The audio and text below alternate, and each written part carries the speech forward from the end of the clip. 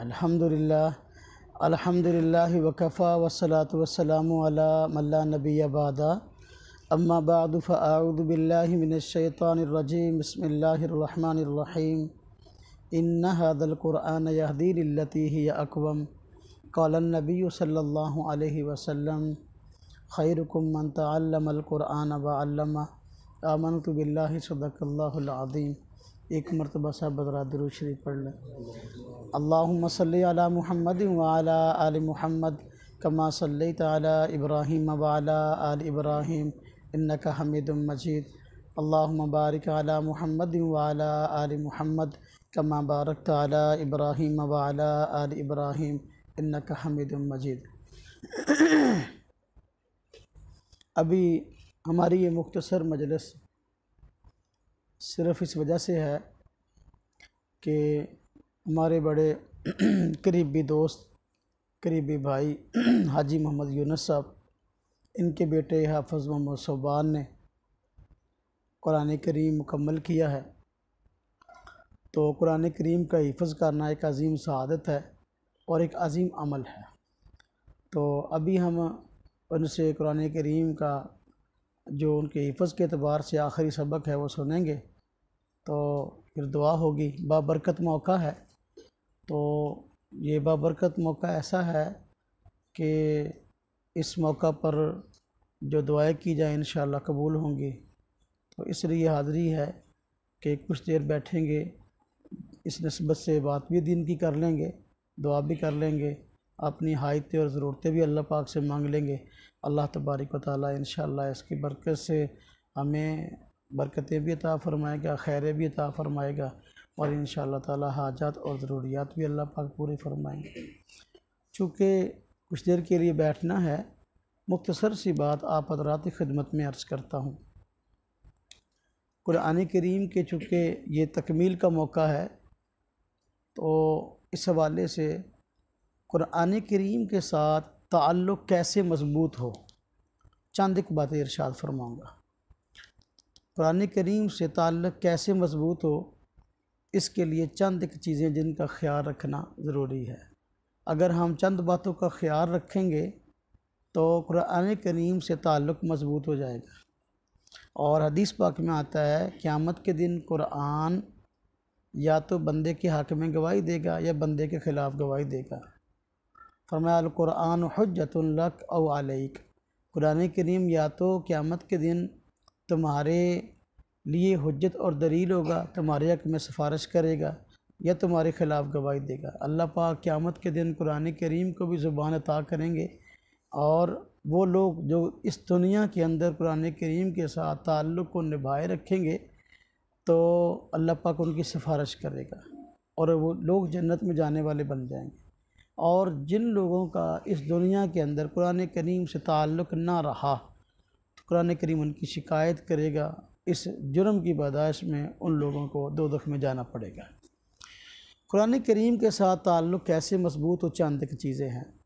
ताल्लुक़ की बुनियादी जो चीज़ है और अहम चीज़ है ताल्लुक़ के हवाले से, वो कुरान करीम पर ईमान है कि एक इंसान का कुरान करीम पर ये ईमान हो, ये एतिक़ाद हो, ये यकीन हो कि ये अल्लाह तबारक व तआला का कलाम है और अल्लाह तबारक व तआला की तरफ से नाज़िल शुदा वही है जो हमारे आका हज़रत सैयदना मुहम्मद सल्लल्लाहु अलैहि वसल्लम पर उतरी है।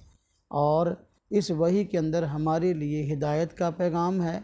अगर हम इसी कुरान के रास्ते पर चलेंगे तो हमारी सारी की सारी कामयाबी है। ये कुरान करीम पर ईमान का माना है। तो ताल्लुक़ की पहली बुनियाद ये कि हमारा कुरान करीम पर ईमान। जो बंदा अपने आप को मुसलमान कहलाता है तो उसका कुरान करीम पर अमूमन ईमान होता है, या वो ईमान का इज़हार करता है या ईमान का दावा करता है। कुरान करीम पर ईमान के बाद ताल्लुक़ को मज़ीद मज़बूत करने के लिए चीज़ें हैं। उनमें सर फ़हरिस्त कुरान करीम की कसरत के साथ तिलावत करना। जो बंदा कसरत के साथ कुरान करीम की तिलावत करता है, अल्लाह तबारक व तआला उस बंदे को अपना महबूब बना लेते हैं, इसलिए कि कुरान करीम ये अल्लाह तबारक व तआला का कलाम है। तो जो अल्लाह के कलाम के साथ ताल्लुक़ जोड़ ले इस तरह के हर वक्त उसकी तिलावत उसकी ज़ुबान पे जारी है तो अल्लाह तबारक तआला का महबूब बन जाएगा। अल्लाह तबारक तआला उसको अपने ख़ास बंदों में शामिल फरमा लेंगे और कुरान करीम के साथ गोया उसका ताल्लुक़ ऐसा होगा जो ना सिर्फ़ ये कि उसको महसूस होगा बल्कि दूसरों को भी नज़र आएगा। जो बंदे कुरान करीम कसरत से तिलावत करते हैं, पढ़ते हैं, कुरान खोल कर या ज़ुबानी, अमूमन लोगों को उनके मतलब पता होता है कि भाई ये बंदा कुरान पढ़ रहा है, ये बंदा देखो नमाज से पहले भी कुरान पढ़ रहा था, नमाज के बाद भी कुरान पढ़ रहा है, सुबह उठा तब भी कुरान पढ़ रहा था, शाम के वक्त भी कुरान पढ़ रहा था। कुरान पढ़ता वो नज़र आता है लोगों को, तो बंदे को खुद तो ये चीज़ मालूम होती ही है, लोग भी गोया कुरान के साथ उसके इस ताल्लुक़ पर गवाह बन जाते हैं। तो कसरत के साथ कुरान करीम की तिलावत करना ये कुरान पाक के साथ ताल्लुक़ को मजबूत बनाता है।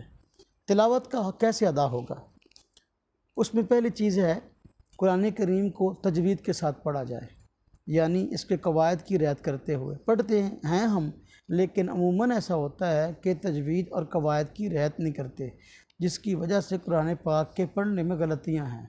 ऐसा बंदा जो कुरान पाक पढ़ता है लेकिन पढ़ने में गलतियां करता है तो ऐसा बंदा उसको सवाब की बजाय गुनाह होता है, इसलिए कि कुरान करीम के अल्फाज की अगर सही अदायगी नहीं हो रही तो मन बदल जाएगा। अब कुरान करीम कुछ और कहना चाहता है, जब बंदा उसको अपनी ज़ुबान से गलत तलफ़ुज़ करेगा उसका माना कुछ और बन जाएगा।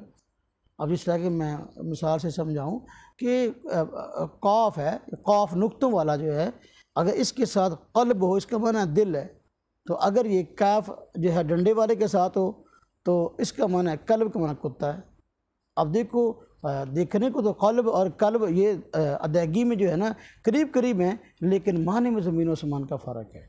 तो मेरे भाइयों, मेरे दोस्तों, मेरे अजीज़ों, अगर हम वाकई कुरान करीम से ताल्लुक़ को मजबूत करना चाहते हैं और ऐसा ताल्लुक़ जो वाकई मतलूब है, तो कुरान करीम के पढ़ने के कवायद तजवीद ये हमें सीखना होगी।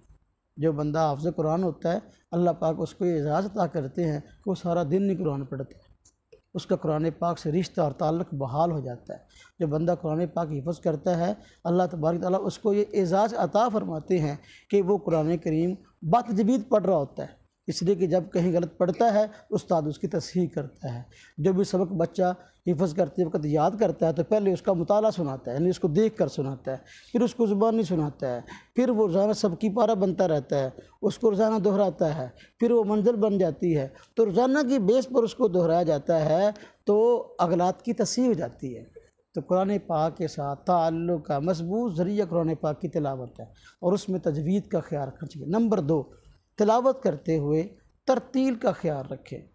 तरतील यानी कुरान करीम को पढ़ना है तो कुरान पाक को पढ़ते वक्त कचरा नहीं करना, यानी फर फर फर फर फर फर नहीं पढ़ना, समझ नहीं आ रही ना पढ़ने वाले को तो ना सुनने वाले को। ऐसा कुरान मतलूब नहीं है, ऐसी तिलावत मतलूब नहीं है। ऐसी तिलावत कि बंदा कुरान पाक की तिलावत करे तो पढ़ने वाले को भी मज़ा आए, तिलावत करने वाले को जो सुने उसको भी मज़ा आए, उसको भी सुरूर आ जाए। हाँ जी, तरतील ठहर ठहर कर। अल्लाह पाक कुरान करीम में फरमाते हैं वरत्तिल कुरान तरतीला, तो लिहाजा कुरान पाक को ठहर ठहर कर पढ़ना ये कुरान पाक की तिलावत के आदाब में से है और कुरान से रिश्ते को, कुरान से ताल्लुक़ को मजबूत बनाता है। रोज़ाना कुछ ना कुछ जो है वो तिलावत का मामूल हो जाए। आम बंदा है जो हाफ़िज़ कुरान है उसका तो रोज़ाना का मामूल होता है, हाफ़िज़ कुरान सुबह उठता है रात इशा तक कुरान पढ़ता है। बच्चे जो हिफ़्ज़ करते हैं सारा दिन कुरान पढ़ते हैं, अल्हम्दुलिल्लाह ये ताल्लुक़ के मजबूत बनाने का बेहतरीन ज़रिया है। तो आम बंदा कुछ ना कुछ कुरान करीम की तिलावत को अपना मामूल बना ले कि भाई मैंने सुबह को या शाम को कुरान करीम की इतनी तिलावत करनी, इतना हिस्सा मैंने तिलावत करना है। अगर इस चीज़ का ख्याल कर लेगा तो इंशाअल्लाह ताला रोज़ाना का मामूल बन जाएगा, तो कुरान पाक से ताल्लुक़ कायम हो जाएगा। तो तजवीद का अहतमाम भी अल्हम्दुलिल्लाह जब बच्चा हिफ़्ज़ करता है तो उसका अहतमाम होता है। तरतील का भी उस्ताद अमूमन उसको इस बात की तलकीन करते हैं कि भाई बच्चे को कुरान पाक पढ़ाएँ तो या उसको तलकीन का जब आप पढ़ें तो उस वक्त ठहर ठहर के पढ़ें। तो इसी तरह रोज़ाना का मामूल हाफ़िज़ कुरान का रोज़ाना का मामूल होता है। तो कुरान पाक से ताल्लुक़ को मजबूत बनाने वाली चीज़ ईमान के बाद तिलावत है। फिर उसके बाद अगली चीज़ है कुरान करीम में तदब्बुर, तफक्कुर, कुरान करीम में गौर व फिक्र, कुरान करीम के मानी को, उसकी तफसीर को समझना, ये कुरान करीम के साथ ताल्लुक़ को मजबूत बनाता है। जिस बंदे ने कुरान करीम को गौर व फिक्र के साथ अब अपना पढ़ना शुरू किया, तिलावत भी है, साथ कुरान पाक को समझ भी रहा है, तो फिर वाकई उसने कुरान पाक के साथ ताल्लुक़ का हक़ अदा कर दिया। कुरान करीम में आया ना, अफ़ला यतदब्बरुनल कुरान, क्या ये लोग कुरान करीम में तदब्बर गौर व फिक्र नहीं करते? तो कुरान पाक कहता क्या है हमसे, कुरान का पैगाम क्या है हमारे नाम? अगर हम इस चीज़ को अपना अपनाएंगे, यानी कुरान करीम में तदब्बर करेंगे, कुरान करीम में गौर करेंगे, इसके मानी को समझेंगे, इसकी तफसीर को समझेंगे, तो कुरान पाक के साथ ताल्लुक़ मज़ीद मजबूत होगा। और इसी तरह कुरान करीम के साथ ताल्लुक़ को जो चीज़ मजबूत बनाती है वो 3 चीज़ें हो गई। चौथी चीज़ कुरान पाक पर अमल है कि कुरान करीम हमें क्या कहता है, कुरान पाक से हमें क्या बात समझ में आई है, आप उसके तकादे पर अमल करें, तो ये चीज़ कुरान पाक के साथ ताल्लुक़ को मजबूत बनाती है। जो बंदा कुरान पाक को पढ़ने, समझने, ईमान के साथ अमली ज़िंदगी में ले आएगा, कुरान करीम जिन बातों पर अमल करने का हुक्म देता है उनको अपना लेगा और जिन बातों से रोकता है उससे रुक जाएगा, कुरान करीम के साथ उसका ताल्लुक़ मजबूत हो जाएगा। कुरान करीम पर अमल, ये चौथी चीज़ है। 5वीं चीज़ जो कुरान करीम के साथ ताल्लुक़ को मजबूत बनाती है वो है कुरान पाक के पैगाम को, कुरान करीम की दावत को आम करना। कुरान कहता क्या है, कुरान के अहकाम क्या हैं, हाँ जी, तो उनको दुनिया में फैलाना, दुनिया अपनी बिसात की हद तक जो है इसमें आगे गुजर जाना और मेहनत करना, अपने आप को खपाना, ये कुरान करीम के साथ ताल्लुक़ को मजबूत बनाता है। 5 चीज़ें ऐसी मैंने बयान की हैं जो कुरान करीम के साथ ताल्लुक़ को मजबूत बनाती हैं। पहली चीज़ कुरान करीम पर ईमान, दूसरी चीज़ कुरान करीम की तिलावत, तीसरी चीज़ कुरान करीम में तदब्बर, गौर व फिक्र, इसको समझना, चौथी चीज़ कुरान करीम इस पर अमल करना, 5वीं चीज़ कुरान पाक की दावत को दुनिया में पहुंचाना। इसलिए कि इस्लाम एक आफाकी दीन है, पूरी दुनिया में फैलने के लिए आया है। हम आलमी नबी के आलमी उम्मती हैं और ये किताब आलमी दस्तूर है, तो जो बंदा पूरे दुनिया में इसको फैलाने की कोशिश अपनी बिसात की हद तक करना शुरू कर देगा, समझें उसका कुरान के साथ ताल्लुक़ मजबूत हो गया। अब देखें ना, हम यहाँ बैठे बात कर रहे हैं, ये कैमरा लगा हुआ है, लोग लाइव सुन रहे हैं, अब ये पूरी दुनिया में कोई भी सुन सकता है, किसी के सुनने की रुकावट नहीं, कुरान का पैगाम जा रहा है। पहले तो ऐसा था कि पूरी दुनिया में कुरान का पैगाम पहुंचाने के लिए बड़ी मुश्किलात थी, बड़े बड़े लंबे चौड़े सफ़र करने पड़ते। अब आप अपने घर में बैठे हैं, आप इस मीडिया का अगर जायज़ इस्तेमाल करें तो आप कुरान के पैगाम को, अपनी दावत को, कुरान की दावत को पूरी दुनिया में घर बैठे पहुंचा सकते हैं। तो लिहाजा ये चूँकि हुज़ूर नबी पाक सल्लल्लाहु अलैहि वसल्लम आलमी नबी हैं, आप पर जो किताब उतरी कुरान ये आलमी किताब है, अल्लाह पाक ने पूरी दुनिया में इसको पैगाम को पहुँचाना है, इसलिए अल्लाह पाक ने इस दौर के अंदर इसको पहुंचाने के असबाब भी पैदा कर दिए। इससे पहले जो किताबें आई हैं, तौरात आई, ज़बूर आई, इंजील आई, इब्राहीम अलैहिस्सलाम के सहाइफ़ है, मूसा अलैहिस्सलाम पर और कुछ सहाइफ़ या और अंबिया पर सहाइफ़ नाज़िल हुए हैं। तो अब वो सहाइफ़ जो जिस दौर में उतरे उस दौर के अंदर पूरी दुनिया में उनको पहुँचाने के असबाब भी नहीं थे। क्यों? इसलिए कि वो पूरी दुनिया के जो उनकी शरीयत, उन अंबिया की, उनकी किताबें पूरी दुनिया के लिए थी ही नहीं, अपने अपने खित्ते, अपने अपने कौम, अपने अपने कबीले, इन अपने अपने शहर के लिए थी, इसलिए दुनिया में पहुंचाने के असबाब भी नहीं थे। लेकिन हमारे नबी हुज़ूर नबी पाक सल्लल्लाहु अलैहि वसल्लम की ज़ात अक़दस पूरी दुनिया के लिए नबी हैं, पूरे आलम, पूरे जहान की हिदायत के लिए आए हैं। आप पर उतरने वाली किताब भी पूरे जहान की हिदायत के लिए आई है। इसलिए अल्लाह तबारक व तआला ने आज के दौर में इस पैगाम को, इस दीन को पहुंचाने के लिए जो है वो असबाब भी पैदा कर दिए हैं। अब बंदा पूरी दुनिया में बैठा, हाँ जी, पूरी दुनिया में घर में बैठा इस पैगाम को पहुंचा सकता है। हमें चाहिए कि हम कुरान करीम के साथ ताल्लुक़ को ज़्यादा से ज़्यादा मजबूत करें। अल्लाह तबारक व तआला हम सब को इसकी तौफ़ीक़ अता फ़रमाए।